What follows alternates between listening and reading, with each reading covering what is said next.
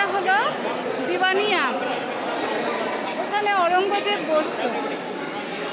আর পাশে ছোট ছোট ছোট ছোট জানলাগুলো দেখা যাচ্ছে না, ওই জানলাগুলোতে ওর রানীরা বসতো। এখন কতজন রানী ছিল সেটা তো বলেনি।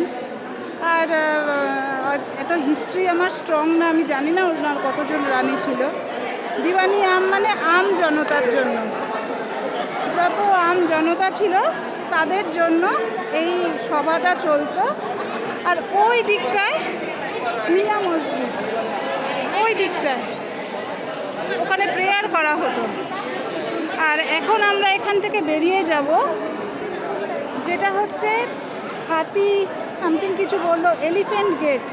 মানে এখান দিয়ে সব এলিফ্যান্টে করে যারা আসতো, হাতিতে করে যারা আসতো, তারা এই গেটটা দিয়ে আসতো। এই টোটাল ভিউ আমি একবার রাউন্ড রাউন্ড রাউন্ড রাউন্ড ঘুরে দেখিয়ে দিলাম, সাথে আমাকেও। এখন বেরিয়ে যাচ্ছি।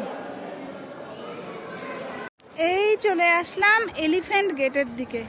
ফ্লোরটা দেখবে কি সুন্দর, পিছলে পড়ার কোনো ভয় নেই বৃষ্টি হলেও। এখানে ছোট ছোট ছোট ছোট করে কি কি করা আছে জানি না। ওই সাইডটা আর্মির আন্ডারে, মুঘল আমলেও ছিল, এখনো তাই নাকি, ওই সাইডটা দেখা যায় না।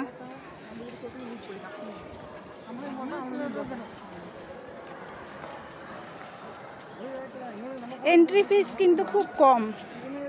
আমরা যত ইন্ডিয়ান আছি, ইন্ডিয়ানদের জন্য বোধহয় 150 টাকা করে। আর সার্ক কান্ট্রি মানে বাংলাদেশ, পাকিস্তান, শ্রীলঙ্কা, এখান থেকে যারা আসে তাদের জন্য 800 টাকা করে। আর আর তারপরে যে আদার্স ওয়েস্টার্ন কান্ট্রিগুলো, ওদের জন্য কত আমি জানি না। এটুকুই বললো, আমাদের সাথে কোনো ওয়েস্টার্ন কান্ট্রির লোকজন নেই। এই হচ্ছে এলিফ্যান্ট গেট, চলে এসেছি। তার আগে এখানকার একবার ভিউটা দেখাই।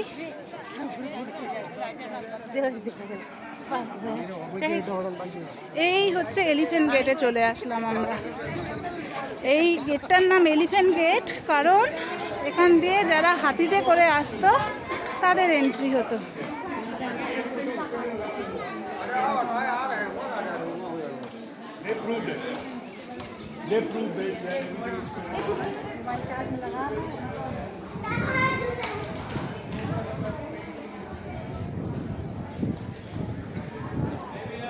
আর এইগুলো হচ্ছে সেই জায়গা হয়তো যেখান থেকে যখন এলিফ্যান্টে করে কেউ আসতো না, ওই যে আমরা সিরিয়ালে যেমন দেখি ফুল টুল ফেলে, এই জায়গাগুলো হয়তো সেই জায়গা যেখান থেকে ফুল টুল ফেলা হতো।